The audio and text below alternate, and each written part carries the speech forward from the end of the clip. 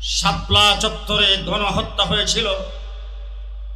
রাতের অন্ধকারে বিদ্যুতের লাইন কেটে দিয়ে পাখির মতো গুলি করে শত শত ইসলামপন্থী তৌহিদি জনতাকে তাহাজ্জুদরত, মোনাজাতরত, জিকিররত অবস্থায় যারা গণহত্যা করেছে, কিয়ামত পর্যন্ত জাতি জীবন তাদেরকে ভুলবে না।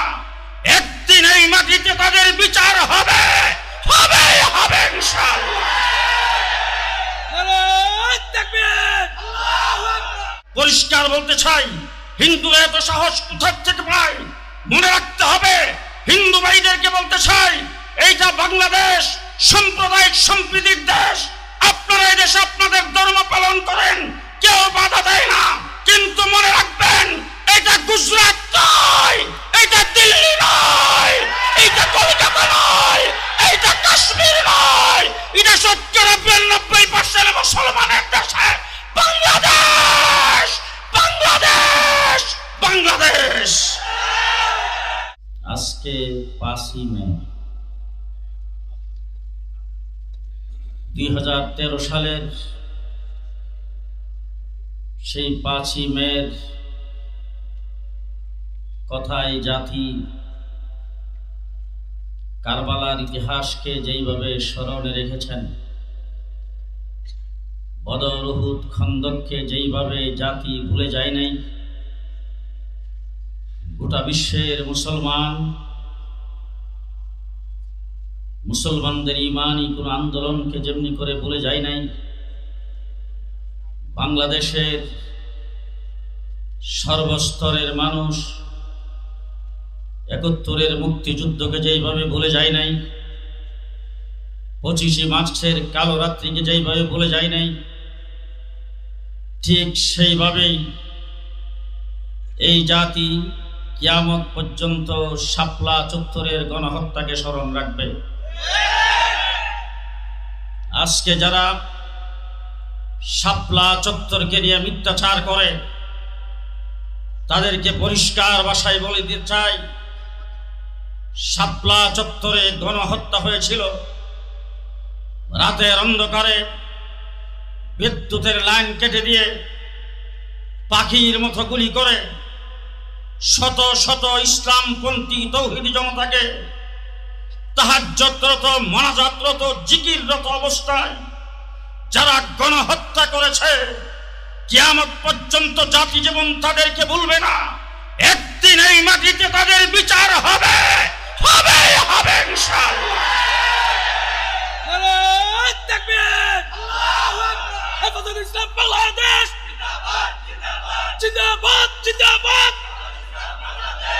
কিছুদিন পূর্বে আমার দেশের মাননীয় প্রধানমন্ত্রী ছাত্রছাত্রীদের সামনে বক্তব্যে বলেছেন, শিক্ষাই সবচাইতে বড় সম্পদ। আমি জিজ্ঞাসা করতে চাই, কোন শিক্ষা সবচাইতে বড় সম্পদ? গত রমজান মাসে ঢাকা ইউনিভার্সিটিতে যেইভাবে রং তামাশা হয়েছে, সাংবাদিকদের প্রশ্নে তারা বলেছেন রোজা রেখেছেন, তারপরও এটাকে রোজা ভঙ্গের কোনো কারণ মনে করেন না, রোজার কোনো ক্ষতি হবে না। যেইভাবে রঙ্গ তামাশা আমরা দেখেছি, আরে কোন মুসলমান দূরের কথা, কোন সভ্য জাতি সেটাকে সমর্থন করতে পারে না।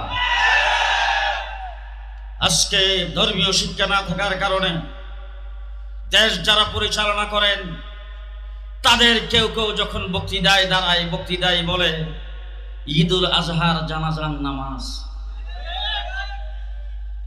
আজকে আমরা দেখেছি ধর্মীয় শিক্ষার সামান্যতম না থাকার কারণে আমার কওমি মাদ্রাসার যখন স্বীকৃতি দিয়েছেন, সনদের স্বীকৃতির আলোচনা যেই সংসদ হয়েছে, স্পিকার থেকে শুরু করে মন্ত্রী, মিনিস্টার এবং কোন সংসদ সদস্য আমাদের নামটাও ভালো করে উচ্চারণ করতে পারে না।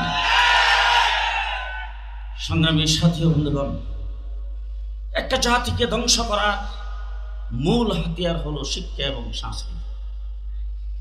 আজকে আমার দেশে গাপ্পি মেরে থাকা ইসলাম বিরোধী নাস্তিক আর মুক্তাদেরা এই দেশ থেকে ইসলামকে এবং সংস্কৃতিকে ধ্বংস করে দেশ নাস্তিক আর মুক্তাদে দেশে শিক্ষা সিলেবাস নিয়ে পায়তারা করছেন।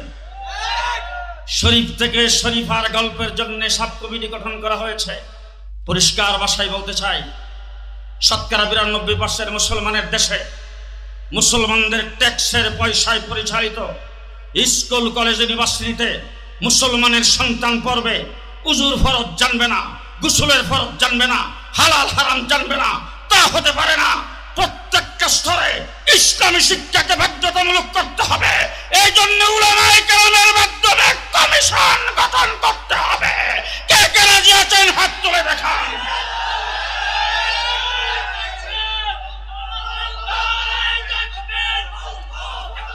আপনারা শুনেছেন এবং আপনারা বুঝতে পেরেছেন, এই নিয়ে আলোচনা করেছেন। কোন দেশে বাস করে? এতদিন শুনতাম ভারতে বিভিন্ন জায়গায় মুসলমানদের উপর নির্যাতন হয়। ফরিদপুরের মধুখালীতে হেফজখানার 2 জন তরুণ ছাত্রকে হিন্দুরা পিটায় হত্যা করেছে। আজ পর্যন্ত সেটা কোনো প্রকারের কারা হত্যা করেছেন, কেন হত্যা করেছেন, সেই ডকুমেন্টস এখনো তৈরি হয় নাই। একটা লোক দেখানো তদন্ত কমিটি হয়েছে, লোক দেখানো ভাবে কিছু মানুষকে অ্যারেস্ট করছেন, কিছু মানুষের জন্য পুরস্কার ঘোষণা করছেন। পরিষ্কার বলতে চাই, হিন্দুরা এত সাহস কোথা থেকে পায়? মনে রাখতে হবে, হিন্দু ভাইদেরকে বলতে চাই, এইটা বাংলাদেশ সাম্প্রদায়িক সম্প্রীতির দেশ। আপনারা এই দেশে আপনাদের ধর্ম পালন করেন, কেউ বাধা দেয় না, কিন্তু মনে রাখবেন, এটা গুজরাট নয়, এটা দিল্লি নয়, এটা কলকাতা নয়, এটা কাশ্মীর নয়, এটা 90% মুসলমানের দেশে বাংলাদেশ, বাংলাদেশ, বাংলাদেশ। সুতরাং সাধু সাবধান, সাধু সাবধান।